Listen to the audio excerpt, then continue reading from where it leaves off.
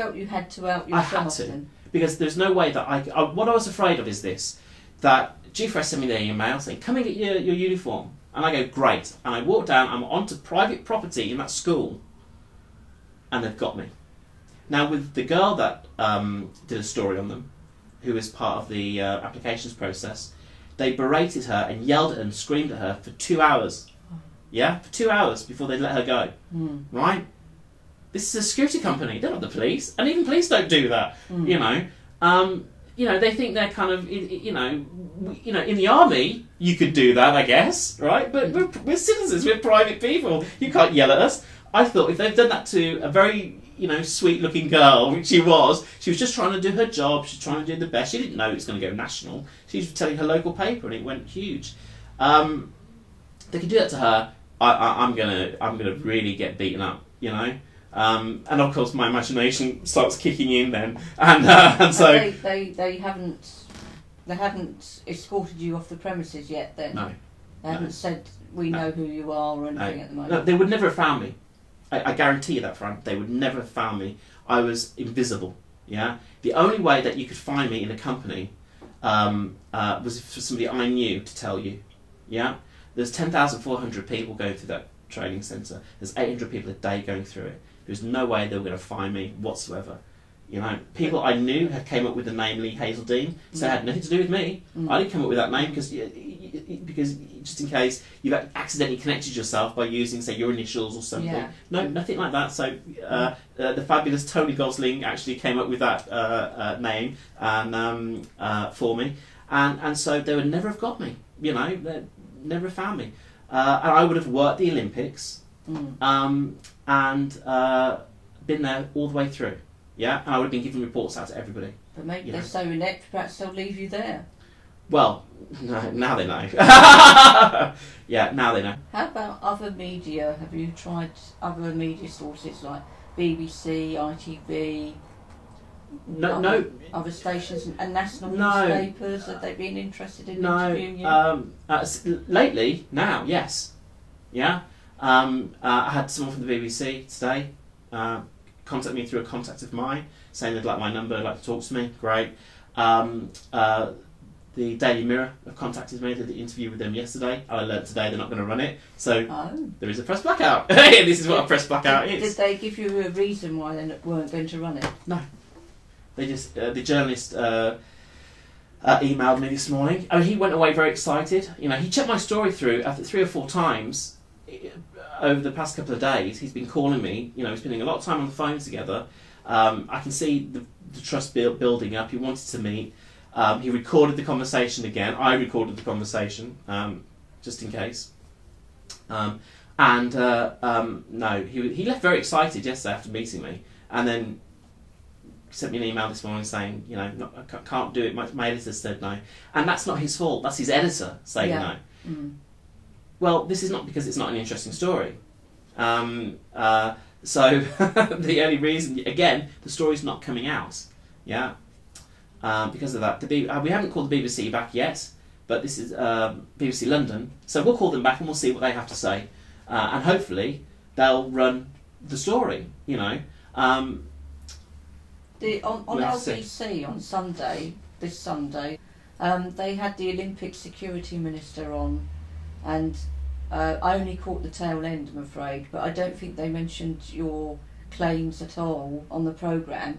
However, the presenter did ask the minister about the security, and he said that something about the dummy runs had allowed weapons in on the dummy runs, and the minister's reply to that was, well, that's all going to be sorted, or I'm paraphrasing him here, because I can't remember his exact words, because we're going to have what's called the final phase, called the final lockdown phase, starting from this week, so starting from yesterday, they're in the final lockdown phase.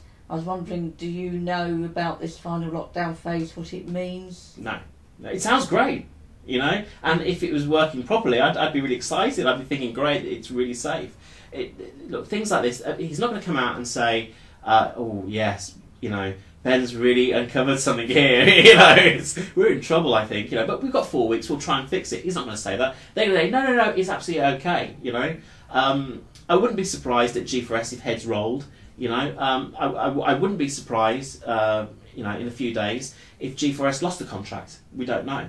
I hope they would, because the army could come in and do it, which would be great. But I doubt it. You know, really, they're not going to admit to anything. You know, what there is an opportunity for now, though, is to, you know, tighten everything up.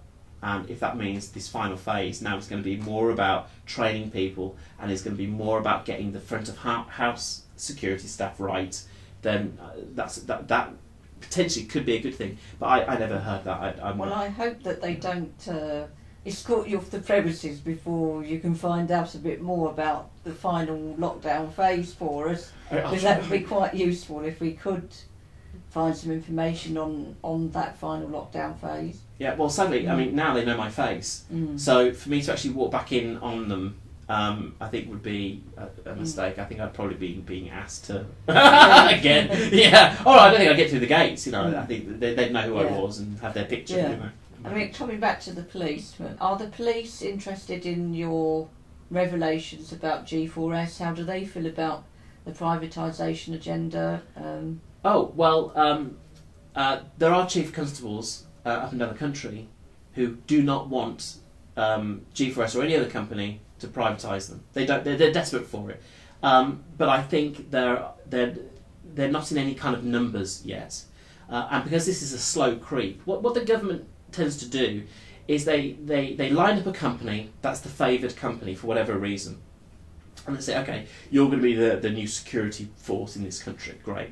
But if they brought it in overnight, you'd say no, we were marching down the streets, all this kind of stuff. So what they do over years, they award contracts to these companies, building them up. So at first it's just a familiarisation.